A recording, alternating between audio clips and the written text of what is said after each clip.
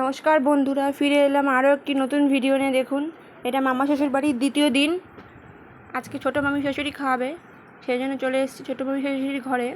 এই যে মামি প্রথমেই গ্যাসের উপরে কড়াইটা বসিয়ে দিয়েছে, কড়াইটা খুব ভালোভাবে গরম করে নিচ্ছে। আজকে রান্নাগুলো ছোটো মামি শাশুড়িই করেছে।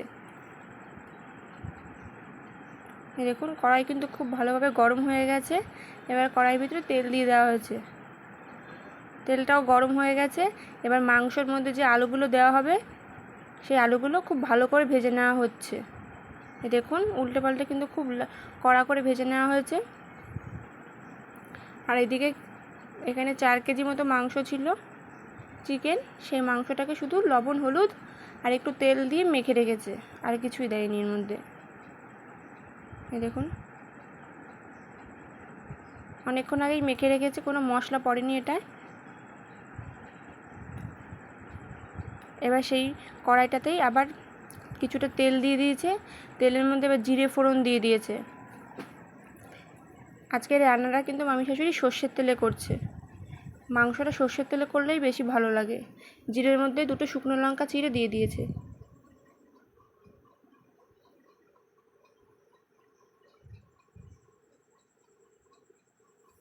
এই দেখুন, লঙ্কাটা কিন্তু খুব ভালোভাবে হয়ে গেছে।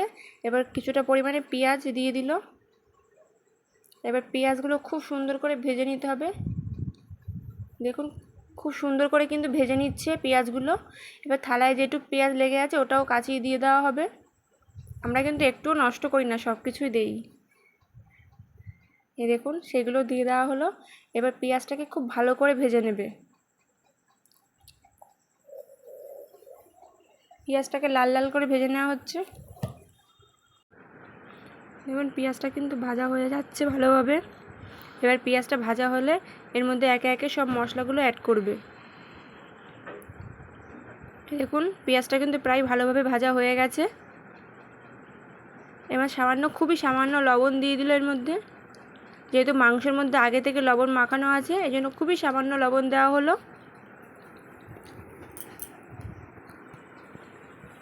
এবার 2টো তেজপাতাও দিয়ে দেওয়া হলো এর মধ্যে। এবার সব একসাথে ভালো করে ভেজে নেবে। এবার এখানে বেটে রেখেছিল আদা রসুনটাও দিয়ে দিল। রসুনটা খুব ভালো করে কষিয়ে নিতে হবে। রসুনের যে কাঁচা গন্ধটা থাকে সেটা যেন চলে যায়। এই দেখুন, খুব ভালো করে কিন্তু ভাজা হয়ে গেছে।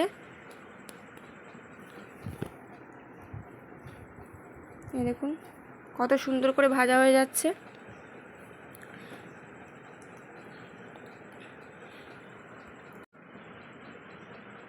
দেখুন, রসুনটাও কিন্তু খুব ভালো করে ভাজা হয়ে গেছে। রসুনের যে কাঁচা গন্ধটা ছিল সেটা চলে গেছে। এবার বাদবাকি মশলাগুলো অ্যাড করবে।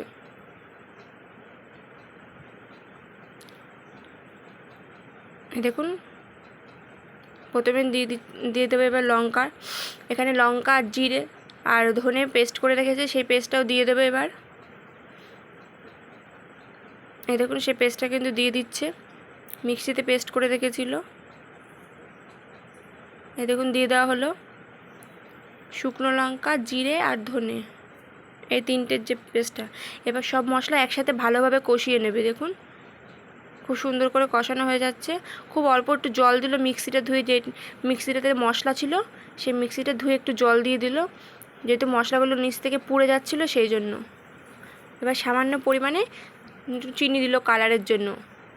এবার 2-3টে টমেটো কেটে রেখেছিল লাল, সেই টমেটোগুলো দিয়ে দিল কালারের জন্য।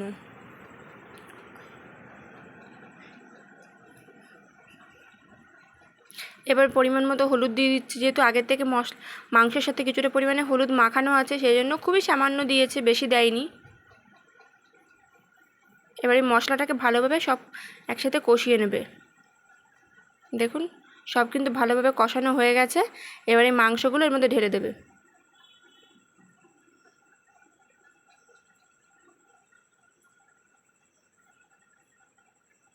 আর একটু পেঁয়াজ দিয়ে রেখেছিল এর ভিতরে, কাঁচা পেঁয়াজ, সেটাও দিয়ে দিল কাচিয়ে।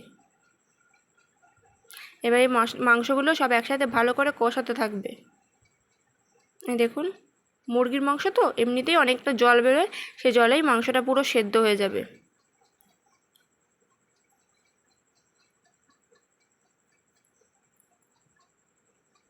এই দেখুন কতটা জল বেরিয়েছে।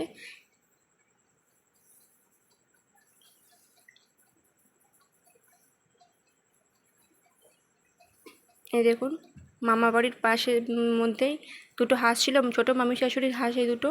আর এই যে মন্দির আছে দুটো, একটা হচ্ছে মা মনসার মন্দির। এটা দেখুন কত সুন্দর ঠাকুরটা, আপনাদেরকে একটু দেখালাম। যে মামা বাড়ির মন্দির, আর এপাশে হচ্ছে রাধাকৃষ্ণের মন্দির। এখানে দুটো মন্দির আছে, বাড়ি ঢোকার মুখেই মন্দিরটা। আর এপাশে মামা বাড়ির পুকুরটা, যে পুকুরটা আগের দিন দেখিয়েছিলাম। দেখুন কত সুন্দর, এই গরমে স্নান করতে খুব মজা। আমি তো 1-1.5 ঘন্টা ধরে স্নান করছিলাম। দেখুন সবাই স্নান করছে, সবাই সাঁতার পারে এই বাড়ির, কিন্তু আমি সাঁতার পারি না। আর এদিকে মামি এসে দেখছি মামি মাংসতে আলুগুলো দিয়ে দিয়েছে। একটু আলুগুলো একটু বড় বড় করে কেটেছিল, সেজন্য একটু আগেই দিয়ে দিল। এবার আলু দিয়ে ভালো করে কষিয়ে নেবে। এই দেখুন এখনই কত সুন্দর কালারটা এসছে।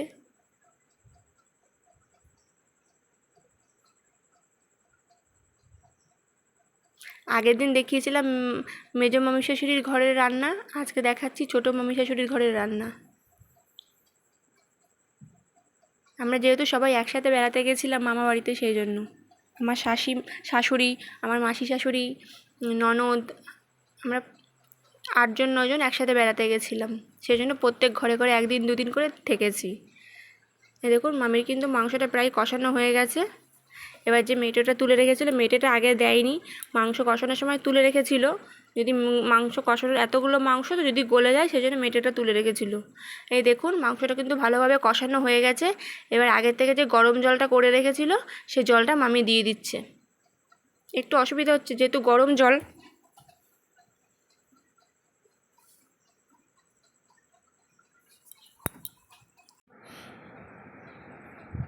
খুন্তিটা একটু গরম হয়ে গেছিলো, সাইডে ছিল, সেই জন্য।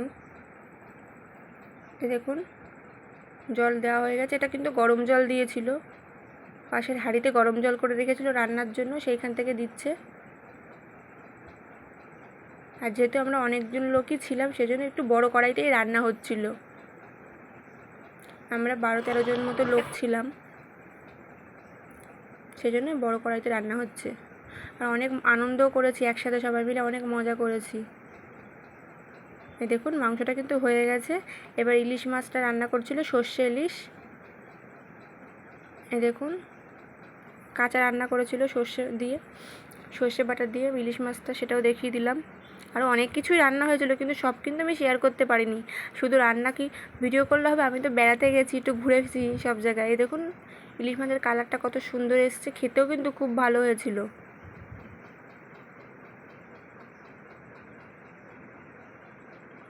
এই যে রান্নার মাঝখানেই ছোটো মামা শ্বশুর আর আমার শ্বশুর বেরিয়ে পড়লো ঘুরতে। এবার আমি চলে এসেছি পুকুরে স্নান করতে। খুব ভয় লাগছিলো যেহেতু আমি সাঁতার পারি না। আর আমার ছেলে দেখুন মাসি শাশুড়ির কোলে কী করছে, সাঁতার কাটছে, কীভাবে সাঁতার কাটা শিখছে। আর আমার শাশুড়ি তো ব্যস্ত হয়ে পড়েছে, কখনো একটু সাঁতার কাটবে, কতদিন পরে নেমেছে জলে। আর আমি তো নামতেই ভয় পাচ্ছি, ওই জন্য মামা শ্বশুরকে ধরে ধরে নামছি। এই যে আমার মেজো মামি শাশুড়ি জামা কাপড় কাচায় ব্যস্ত, আর আমরা স্নানে ব্যস্ত। আমার ছেলে আমার দেওরের কোলে উঠে গেছে ভয়তে। এই স্নান করে চলে এসেছি, 1-1.5 ঘন্টা স্নান করেছি পুকুরে, তারপরে চলে এসেছি খেতে। প্রথমে নিয়ে নিলাম কচুর শাক ইলিশ মাছের মাথা দিয়ে। কে কে আপনারা ভালোবাসেন ইলিশ মাছের মাথা দিয়ে কচুর শাক খেতে? তারপরে ছিল পুঁটি মাছ দুন্দুল দিয়ে। তারপরে ডাল আর চিপস ছিল, কিন্তু ডালটা আমি আর খাইনি। তারপরে নিয়ে নিয়েছিলাম মাছ, মাংস, দই, মিষ্টি, পাঁপড়, চাটনি, এগুলো ছিল।